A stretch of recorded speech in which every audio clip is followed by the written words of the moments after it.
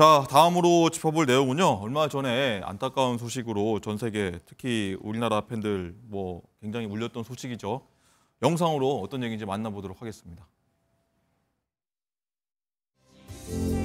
그날 그녀가 내게 뛰어와서 나를 꽉 안는 순간 나는 전생에 지구를 구했나 봐. 그래서 현생의 그녀와 결혼할 수 있었나 보다. 나의 시간이 많이 남지 않아서 나의 자신보다 그녀를 더 사랑하기로 했다. 세월이 지나도 내 눈속에 있는 그녀는 내가 24년 전 처음 만난 그 소녀와 같은 모습이다. 그녀는 나의 가슴속에 있는 영원한 소녀이다. 당신은 내 인생에 나를 밝혀주는 유일한 별이야. 라오퍼 우아이니. 네, 안타까운 커플이죠. 이 구준엽 씨와 지금 공인이 된 서희원 씨 관련 소식인데, 이 변호사님, 이게 이 죽음과 별개로 이제 뜨거운 논쟁이었던 게 이 서희원 씨의 유산 얘기인데, 유산 분배가 좀 어느 정도 정리가 됐다고 해요. 네, 그렇습니다. 그러니까 유산 분배에 앞서서 이제 서희원 씨의 혼인 관계를 좀 정리해 볼 필요가 있는데요.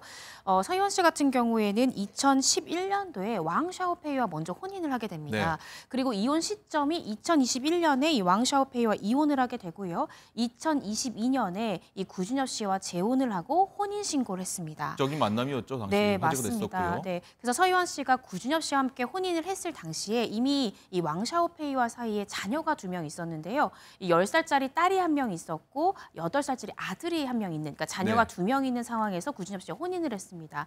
근데 갑작스럽게 이 서희원 씨가 도쿄에 있는 한 병원에서 지난 2일 사망을 했죠. 그렇게 되면서 유산이 어떻게 정리되느냐를 두고 굉장히 또 뜨거운 논란들이 있었는데 결국에 이 관련 법률, 이 대만 관련 법률에 따라서 이 유산이 어느 정도 지금 마무리가 된 것으로 보도가 나오고 있습니다. 서희원 씨의 2 자녀 그리고 이 구준엽 씨, 배우자인 구준엽 씨가 각각 3분의 1씩 유산을 받는 것으로 지금 정리가 됐다라는 보도가 나오고 있고요.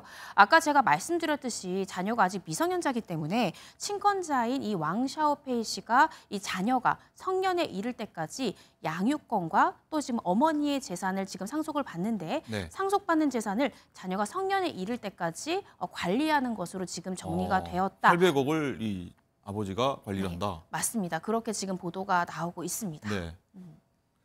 일단은 근데 구준엽 씨가 유산은 안 받겠다 이렇게 얘기하지 않았었나요? 네, 그렇습니다. 어떻게 되는 겁니까, 이 부분은? 지금 많이 논란이 또 되고 있는 것이 고 서희원 씨가 사망하고 나서 구준엽 씨가 이제 언론에 이야기를 한 것이 나는 이제 서희원과의 결혼이 어떤 재산적인 그런 부분들이 아니고 이 서희원 씨가 열심히 일해서 재산을 축적했던 것이 가족들을 위한 것이니까 내가 받는 상속분에 대해서는 장모님한테 주겠다라고 이야기를 했었거든요. 그리고 자녀들 이 2명이 받는 몫에 대해서는 나쁜 사람들이 함부로 이 재산에 대해서 손대지 못하도록 변호사를 통해서 이 자녀들 몫도 내가 안전하게 지켜주겠다라고 최초에 이야기를 했거든요.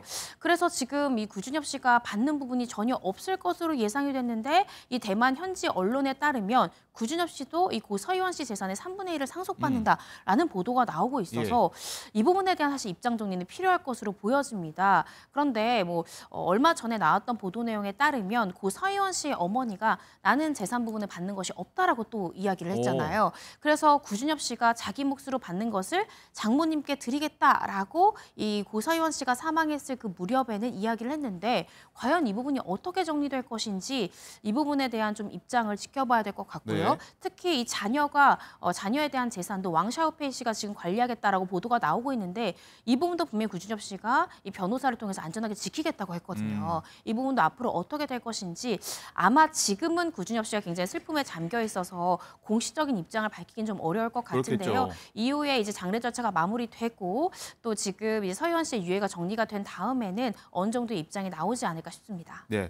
자, 그리고 구준엽 씨가 이 고 서희원 씨의 유고를 장기 보관하고 있다 이런 소식이 들려서 이 주민들에게 거센 항의를 받고 있다 이런 소식까지 들렸는데 이건 또 어떤 얘기입니까? 네, 제가 아까 말씀드렸듯이 지난 2일에 고 서희원 씨가 도쿄에서 사망을 했습니다. 그리고 지난 5일에 대만으로 이 고 서희원 씨의 유해를 가지고 가족들이 대만으로 넘어왔거든요.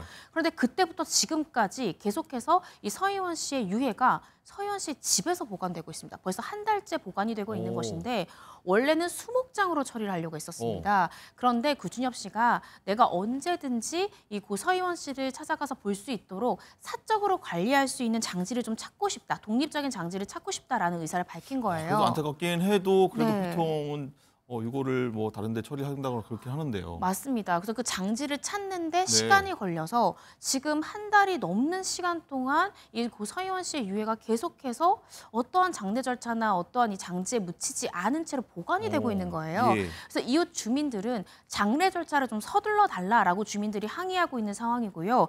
장례 절차에 앞서서 빨리 장지를 찾아서 이 유해 자체를 집에 보관하고 있는 것은 이제 좀 자제를 해달라라고 주민들이 항의하고 있는 그런 상황입니다. 네. 그런데 이제 구준엽 씨는 장지를 찾으면 빨리 하겠다라는 입장이지만 아직은 새로운 장지를 찾는 중이다라는 입장이어서요. 이 부분에 대한 좀 교통 정리가 좀 필요하지 않나라는 생각이 듭니다.